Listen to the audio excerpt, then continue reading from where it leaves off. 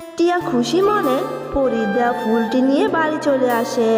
আর টিয়া পরীর কথা মতো ফুলটি গাছের গোড়ায় রেখে দেয়। আর আশ্চর্যজনকভাবে গাছে সুন্দর সুন্দর নতুন নতুন দামি দামি স্কুল ব্যাগ চলে আসে। সুন্দরপুর গ্রামে শেফা শিয়ালিনী তার মেয়ে টিয়াকে নিয়ে বসবাস করত। অনেক দিন আগে শেফা শিয়ালিনীর স্বামী মিসকে দুর্ঘটনায় মারা যায়। তারপর থেকে শেফা শিয়ালিনী অন্যের বাড়িতে কাজ করে কোনো রকমে জীবিকা নির্বাহ করত। এই তোরা জানিস, কাল না আমার বাবা শহর থেকে অনেক সুন্দর একটা স্কুল ব্যাগ নিয়ে এসেছে। স্কুল ব্যাগটা কি যে সুন্দর হয়েছে, আমার তো অনেক পছন্দ হয়েছে। তোরাও কি আমার মতো নতুন স্কুল ব্যাগ কিনেছিস? হ্যাঁ ঝুমা, আমার মাও আমাকে স্কুল ব্যাগ কিনে দিয়েছে। টিয়া আবার কি করে স্কুল ব্যাগ কিনবে? টিয়ারা তো অনেক গরিব, ওর মা তো খাবারের টাকাই জোগাড় করতে পারে না। স্কুল ব্যাগ তো অনেক দূরের কথা। টিয়া সবসময় হাতে করেই বই নিয়ে স্কুলে যায়। মিস তো টিয়াকে অনেক বকাঝকা করে স্কুল ব্যাগ নিয়ে যায় না বলে। এই টিয়া শোন, কাল থেকে তুই যদি স্কুল ব্যাগ নিয়ে না আসিস তাহলে কিন্তু তোকে আমাদের সাথে নিয়ে স্কুলে যাব না। যার স্কুল ব্যাগ নেই তাদের সাথে আমাদের কোনো বন্ধুত্বও নেই। গরিব কোথাকার। এই টিয়া, তোরা এত গরিব কেন? হ্যাঁ, কাল যদি স্কুল ব্যাগ নিয়ে আসিস তাহলে কিন্তু আমাদের সাথে স্কুলে যেতে পারবি। যা যা, এখন বাড়ি চলে যা। বন্ধুদের এমন কথা শুনে টিয়া মন খারাপ করে বাড়ি চলে আসে।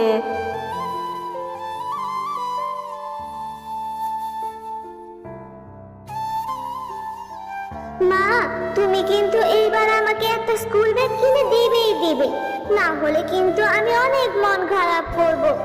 জানো মা, জুমা মীরা ওদের না অনেক সুন্দর সুন্দর দামি দামি স্কুল ব্যাগ আছে। ওরা বলেছে কাল যদি আমি স্কুল ব্যাগ নিয়ে না যাই তাহলে নাকি আমাকে ওদের সাথে স্কুলে নিয়ে যাবে না, আর ম্যাডামকে বলে আমাকে অনেক পিটুনিও খাওয়াবে। মারে, আমার শরীরটা তো বেশ কয়েকদিন ধরে খুবই অসুস্থ, কোনো কাজই করতে পারিনি। বাগিনী ভাবি যে কি বলবে আল্লাহ ভালো জানেন। যাই হোক রে মা, যে কয়দিন কাজ করেছি সেই কয়দিনের টাকাটা যদি দেয় তাহলে আমি তোকে সবার আগে একটা স্কুল ব্যাগ কিনে দিব। কবে কিনে দিবে মা? তুমি সব সময় আমাকে শুধু বলো স্কুল ব্যাগ কিনে দিবে, কিন্তু পরে আর কিনে দাও না। এবার যদি সত্যি সত্যি আমাকে স্কুল ব্যাগ কিনে না দাও তাহলে কিন্তু আমি বাড়ি থেকে চলে যাব। মারে, তুই মন খারাপ করে থাকিস না, আমি তোকে কথা দিলাম বাগিনী ভাবি যদি কিছু টাকা দেয় তাহলে আজকে তোকে নিয়ে গিয়েই আমি দোকান থেকে স্কুল ব্যাগ কিনে দিব। তখন তুই পছন্দ মতো একটা স্কুল ব্যাগ কিনে নিস। তুই আর মন খারাপ করে থাকিস না রে মা। বলছি কি বাগিনী ভাবি, আমার সবগুলো কাজ করা শেষ, বাকি যে কয়টা কাজ আছে আমি তাও করে দিব। কিন্তু কথা হচ্ছে, আমি যে কয়দিন কাজ করেছিলাম সেই কয়দিনের টাকাটা কি আমাকে দিতে পারবেন? আগে যে কয়দিন কাজ করেছিলাম সেই কয়দিনের টাকাটা যদি দিয়ে দিতেন তাহলে আমার মেয়েটার জন্য একটা স্কুল ব্যাগ কিনে নিয়ে যেতে পারতাম। আমার মেয়েটা যে স্কুল ব্যাগের জন্য অনেক মন খারাপ করে আছে, কারণ ওর সব বন্ধুদের যে অনেক দামি দামি সুন্দর সুন্দর স্কুল ব্যাগ আছে। তাই টাকাটা যদি আজ দিতেন তাহলে যে আমার খুব উপকার হতো বাগিনী ভাবি। শেফা, তুই তো সবসময় কাজে ফাঁকি দিস, কিন্তু টাকাটা চাওয়ার সময় না অগ্রিম টাকাটা চেয়ে বসিস। আজকে 7 দিন পর কাজে আসলি আর আজ এসেই টাকা চাইছিস। এই মাসে এমনিতে আমার অনেক টাকা খরচ হয়ে গেছে, তাই হাতে কোনো টাকা নেই। তুই আমার আশা ছেড়ে দে শেফা। তোর যদি স্কুল ব্যাগ কিনতে মন চায় তাহলে তুই অন্য কোথাও থেকে টাকার ব্যবস্থা কর, আমি তোকে কোনো টাকা দিতে পারবো না। বাগিনী ভাবি, আপনারা তো অনেক ধনী, আমাকে কিছু টাকা দেন না বাগিনী ভাবি। আমি অল্প কিছু টাকাই তো চেয়েছি আমার মেয়ের স্কুল ব্যাগ কেনার জন্য, আপনি এই টাকাটাও দিতে পারবেন না? দয়া করে কিছু টাকা দিন না বাগিনী ভাবি। শেফা, তুই দাঁড়িয়ে দাঁড়িয়ে এত কথা কেন বলছিস? আমার টাকা আমি যেভাবে খুশি সেইভাবেই খরচ করব, তাতে তোর কি? হ্যাঁ, এত শখ কেন? হ্যাঁ, তোর মেয়ের গরিবের এত শখ থাকতে নেই, বুঝলি? যা তো এখান থেকে, অন্য কোথাও থেকে গিয়ে টাকার ব্যবস্থা কর, আর কথা বাড়াস না। ভাগিনী ভাবি, আমি তো এমনি এমনি টাকা চাচ্ছি না, আমি তো আমার পরিশ্রমের টাকাটাই চাচ্ছি। দিন না বাগিনী ভাবি কিছু টাকা। বললাম তোরে বাবা, আমার হাতে এখন কোনো টাকা নেই, আমি তোকে কোনো টাকাই দিতে পারবো না। আর হ্যাঁ, বাকি যেটুকু কাজ আছে তা শেষ করে যা। মেয়েটাকে যে কথা দিয়েছিলাম কাজ শেষ করে টাকা নিয়ে তাকে নিয়ে গিয়ে স্কুল ব্যাগ কিনে দিব, কিন্তু ভাগিনী ভাবি তো আমাকে কোনো টাকাই দিল না। এবার আমি কীভাবে আমার মেয়েটাকে ব্যাগ কিনে দিব? আর আমার মেয়েটাকে এবার কী বলবো, কী জবাব দিব আমি? ও মা, তুমি এসেছো? আমি কতক্ষণ ধরে তোমার জন্য অপেক্ষা করছিলাম। তুমি না বলেছ কাজ থেকে ফিরে আমাকে নিয়ে মার্কেটে যাবে স্কুল ব্যাগ কিনে দিতে। চলো মা, এখন আমরা যাই। মারে, ভাগিনী বাবির কাছ থেকে আমি একটা টাকাও পাইনি। আমি তোকে স্কুল ব্যাগ কী করে কিনে দিব বল?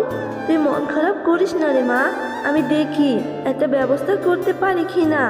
না মা, আমি কিছুই বুঝতে চাই না। তুমি তো আগেও এমন কথা বলেছ আমাকে স্কুল ব্যাগ কিনে দিবে, কিন্তু দাওনি। এবারে তুমি তাই করলে। আমি আর তোমার কোনো কথাই শুনবো না। তুমি আমাকে একটু ভালোবাসো না? কোনো কিছু চাইলে তুমি আমাকে কিনে দাও না। আমার বন্ধুরা সবাই দামি দামি নতুন স্কুল ব্যাগ নিয়ে স্কুলে যায়, কিন্তু আমি কোনোদিন স্কুল ব্যাগ নিয়ে স্কুলে যেতে পারিনি। ওরা আমাকে দেখে কত হাসাহাসি করে। তুমি কি তা বুঝো? হ্যাঁ, আমি আর বাড়িতেই থাকবো না। এইসব কথা বলে টিয়া রাগ করে বাড়ি থেকে চলে যায় আর বসে বসে মনের কষ্টে কাঁদতে থাকে। টিয়ার কান্না শুনে হঠাৎ করে সেখানে একটা পরী চলে আসে। কি হয়েছে ছোট্ট মেয়ে, তুমি বসে বসে এইভাবে কাঁদছো কেন? তোমার কান্না দেখে তো আমার ভীষণ কষ্ট হচ্ছে। কত ছোট্ট তুমি, তাহলে তোমার এত কষ্ট কেন? হ্যাঁ, কেন কান্না করছো বলো আমাকে। থাকবো না তো কি করবো বলো? আমার বন্ধুদের সবার নতুন নতুন দামি দামি সুন্দর সুন্দর স্কুল ব্যাগ আছে, কিন্তু আমার কোনো স্কুল ব্যাগ নেই। আমি কোনোদিনই স্কুল ব্যাগ নিয়ে যেতে পারি না। আর এই কারণে আমার বন্ধুরা আমার সাথে স্কুলে যেতে চায় না। আমাকে দেখে অনেক হাসি ঠাট্টাও করে। আর আমার মায়ের কাছে কোনো টাকাও নেই, তাই আমাকে স্কুল ব্যাগ কিনে দিতেও পারে না। এবার তুমি বলো, আমি হাসবো নাকি কাঁদবো? হ্যাঁ। ও, এই ব্যাপার। তুমি কোনো চিন্তা করো না ছোট্ট বন্ধু, এই নাও জাদুর ফুল। এটা তুমি তোমাদের বাড়িতে যে গাছ আছে তার গোড়ায় রেখে দিবে, তাহলে দেখবে তোমার মনের ইচ্ছা পূরণ হয়ে যাবে আর সকল কষ্টও দূর হয়ে যাবে। এরপর টিয়া খুশি মনে পরীর দেওয়া ফুলটি নিয়ে বাড়ি চলে আসে আর টিয়া পরীর কথা মতো ফুলটি গাছের গোড়ায় রেখে দেয়। আর আশ্চর্যজনকভাবে গাছে সুন্দর সুন্দর নতুন নতুন দামি দামি স্কুল ব্যাগ চলে আসে। মা, ও মা, তাড়াতাড়ি এসে দেখে যাও না, পরিদা ফুল থেকে কি সুন্দর সুন্দর দামি দামি স্কুল ব্যাগ চলে এসেছে। মা, এখন থেকে আমি এই সুন্দর সুন্দর স্কুল ব্যাগগুলো নিয়ে স্কুলে যেতে পারবো, তাই না মা? আমার কি যে খুশি লাগছে। আরে টিয়া, এটা তো অদ্ভুত ব্যাপার। কিভাবে গাছে এত সুন্দর সুন্দর দামি দামি স্কুল ব্যাগ চলে আসলো রে মা? আমি তো কিছুই বুঝতে পারছি না। এরপর টিয়া তার মাকে সব কথা খুলে বলে। মা রে, এতদিনে মনে হয় সৃষ্টিকর্তা আমাদের দিকে মুখ তুলে তাকিয়েছে। ভালোই হয়েছে রে মা, এখন থেকে তুই প্রতিদিন সুন্দর সুন্দর স্কুল ব্যাগগুলো নিয়ে স্কুলে যেতে পারবি। আর তোর বন্ধুরাও তোর সাথে খেলা করবে, মিশবে আর তোকে অনেক ভালোবাসবে। মা, এখান থেকে কিছু স্কুল ব্যাগ পেয়ে গ্রামে যে গরিব অসহায় আছে না, যাদের স্কুল ব্যাগ নেই, তাদেরকে স্কুল ব্যাগ দিয়ে আমি সাহায্য করব, তাতে তারা অনেক খুশি হয়ে যাবে। এরপর টিয়া গাছ থেকে কিছু স্কুল ব্যাগ পেরে গ্রামের অসহায়দের মধ্যে বিলিয়ে দেয়। হ্যালো বন্ধুরা, গল্পটি ভালো লেগে থাকলে চ্যানেলটি সাবস্ক্রাইব করে দিও আর পাশে থাকা বেল আইকনে প্রেস করে আমার পাশেই থেকো। ধন্যবাদ সবাইকে। আমি যেমন সততার পুরস্কার দেই, তেমনি লোভেরও শাস্তি দেই। এই নাও, আমি তোমাকে জাদু করে তোমার সব কিছু কেড়ে নিলাম। মা, ও মা, কোথায় গেলে তুমি? তাড়াতাড়ি বাহিরে এসো, তোমার সাথে যে আমার কথা আছে। কি ব্যাপার? মা তো কোনো কথাই বলছে না। মনে হয় মা কাজে চলে গেছে।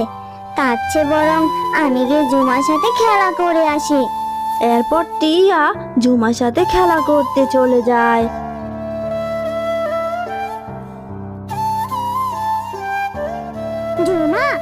ড্রাগন ফল খাচ্ছিস? ড্রাগন ফল খেতে বুঝি অনেক মজা, তাই না রে? ঝুমা, আমারও না ড্রাগন ফল খেতে খুব ইচ্ছে করছে। তোর কাছে তো অনেকগুলো ড্রাগন ফল আছে, আমাকে তো খেতে দে না রে ঝুমা। টিয়া, আমি তোকে ড্রাগন ফল খেতে দিতে পারবো না। আমার এই ড্রাগন ফলগুলো অনেক দামি। আমার বাবা শহর থেকে এই ড্রাগনগুলো এনেছে। আমার মা বাবা আমাকে ড্রাগন ফল অনেকগুলো করে খেতে দেয়। আমার মা বলেছে ড্রাগন ফল খেলে নাকি শরীরে অনেক রক্ত হয়, এই জন্যই আমাকে অনেক বেশি বেশি করে ড্রাগন ফল খেতে দেয়। তোর মাকে গিয়ে বল তোকে ড্রাগন ফল কিনে খাওয়াতে। আমার কাছে কেন চাইছিস তুই? হ্যাঁ ঝুমা, তুই এইভাবে কেন বলছিস? আমাকে একটা ড্রাগন ফল দে না রে। আমার যে ড্রাগন ফল খেতে খুব ইচ্ছে করছে। তাছাড়া আমার তো বাবা নেই, তাই আমাকে কেউ ড্রাগন ফল কিনেও দিতে পারে না। আমার বাবা বেঁচে থাকলে আমাকে অনেকগুলো ড্রাগন ফল কিনে দিত। আমার মা বলেছে মায়ের কাছে এখন টাকা নেই, টাকা হলে আমাকে পরে ড্রাগন কিনে দিবে। না রে টিয়া, আমার এখান থেকে তোকে একটু ড্রাগন দিতে পারবো না।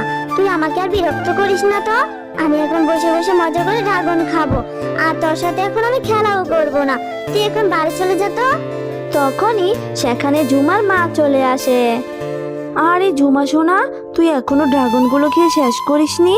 এই গরিব ফকিন্নির মেয়ে তো তোর খাবারের দিকে নজর দিচ্ছে। আর এই ফকিন্নির মেয়ে, তুই আমার মেয়ের ড্রাগনের দিকে এইভাবে তাকিয়ে আছিস কেন?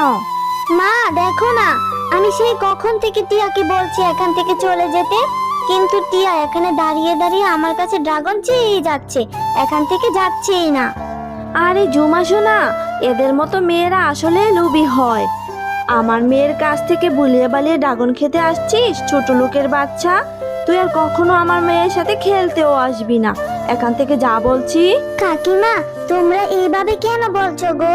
তোমাদের তো অনেক টাকা, তাই তোমরা অনেকগুলো ড্রাগন ফল কিনে খেতে পারো, কিন্তু আমার তো বাবা নেই, কে আমাকে ড্রাগন কিনে খাওয়াবে? আমার মা কাজ করে যে টাকা পায় সেটা দিয়ে তো আমাদের সংসারই চলে না। আমার মায়ের কাছে তো এত টাকা নেই, এই জন্য আমাকে ড্রাগন কিনে খাওয়াতেও পারে না। আমি এই জন্য ঝুমার কাছে একটা ড্রাগন চেয়েছি। ঠিক আছে, আমি আর ঝুমার সাথে খেলতে আসবো না, আমি চলে যাচ্ছি। এরপর টিয়া মন খারাপ করে সেখান থেকে চলে যায়। আর যদি আমার বাবা বেঁচে থাকতো তাহলে আমাদের এত অভাব অনটন থাকতো না, তাই না মা? মা জানো, আর যখন ঝুমার কাছে খেলতে যাই তখন দেখি ঝুমা বসে বসে ড্রাগন খাচ্ছিল। সেটা দেখে আমারও খুব ড্রাগন খেতে মন চাইছিল। আমি একটু ঝুমার কাছে ড্রাগন খেতে চেয়েছিলাম বলে কাকিমা আমাকে অনেক বকাঝকা করেছে, বলেছে আমি নাকি ফকিন্নির বাচ্চা, আরো অনেক কিছু বলেছে। এইসব শুনে আমার অনেক মন খারাপ হয়েছিল। মা, তুমি আমাকে ড্রাগন ফল কিনে দাও না মা।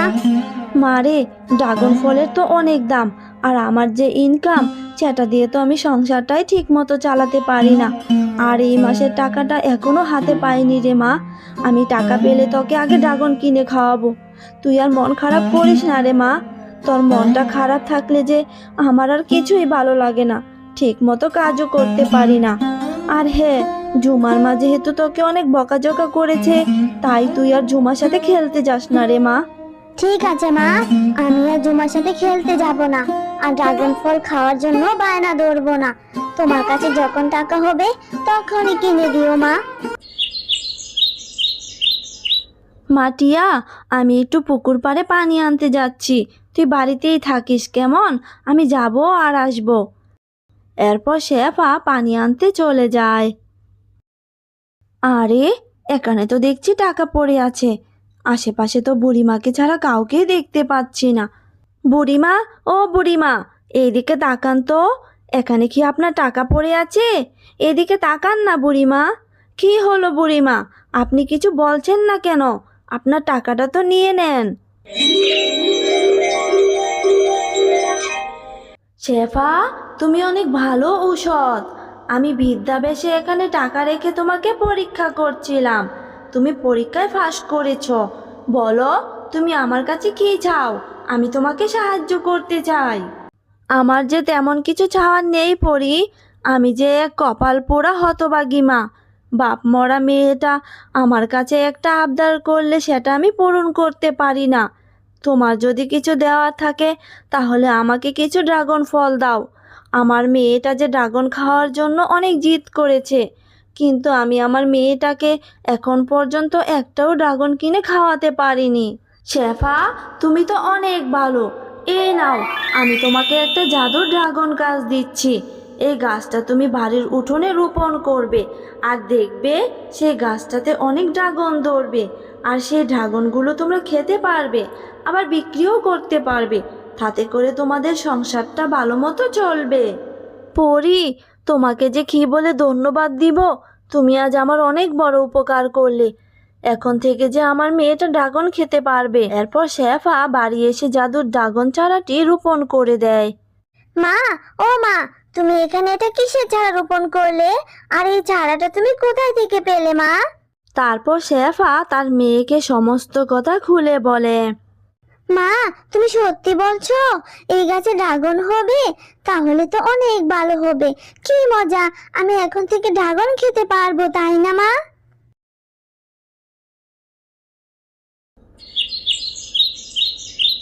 মা দেখো না, আমাদের উঠোনে সেই জাদুর গাছটা কত বড় হয়েছে, আর গাছে কত ড্রাগন ধরেছে। এখন থেকে এই ড্রাগনগুলো আমরা খাবো, তাই না মা? হ্যাঁ রে মা, এইবার মনে হয় আল্লাহ আমাদের দিকে মুখ তুলে তাকিয়েছে। এইবার আমাদের অভাব অনটনও দূর হয়ে যাবে। এই ড্রাগনগুলো তোর যত ইচ্ছা মন ভরে খাবি, আর আমিও ড্রাগন পেড়ে বাজারে বিক্রি করব। তারপর শেফা ড্রাগনগুলো পেড়ে বাজারে বিক্রি করতে থাকে, আর এইভাবে ড্রাগন বিক্রি করে মা ও মেয়ে সুখে দিন কাটাতে থাকে। তাদের আর কোনো অভাবই থাকে না। হ্যাঁ গো, শুনেছ? এই ফকিন্নি শেফা নাকি পরীর কাছ থেকে একটি জাদুর ড্রাগন ফলের গাছ পেয়েছে, আর সেই গাছে নাকি অনেক ড্রাগন ফলও ধরেছে, আর সেইগুলো বিক্রি করে নাকি শেফা অনেক ধনী হয়ে যাচ্ছে গো। আরে গিন্নি, এটা কি বলছো? এটা যদি সত্যি হয় তাহলে তো শেফা অনেক ধনী হয়ে যাবে। তুমি বরং শেফা যেখান থেকে জাদু ড্রাগন গাছ এনেছে সেখানে যাও। এরপর লুবি বাঘিনী শেফা যেই পুকুর থেকে পানি আনতে গিয়েছিল সেখানে যায়। আরে, এখানে তো দেখছি অনেকগুলো টাকার বান্ডেল পড়ে আছে। নিশ্চয়ই এই সবগুলো বুড়িমার নয়। আমি বরং এইগুলোর মধ্যে থেকে একটা বান্ডেল নিজের কাছে লুকিয়ে রাখি, তারপর বুড়িমাকে ডেকে বাকি টাকাগুলো দেখিয়ে দিব। বুড়িমা, ও বুড়িমা, আপনি তো দেখছি এখানে বসে আছেন। আপনার পেছনে তো দেখছি টাকা পড়ে আছে, এই টাকাগুলো তো নিয়ে নেন। বাঘিনী, তুমি অনেক লোভী আর অহংকারী। আমি তো এখানে একটা বান্ডেল রাখিনি।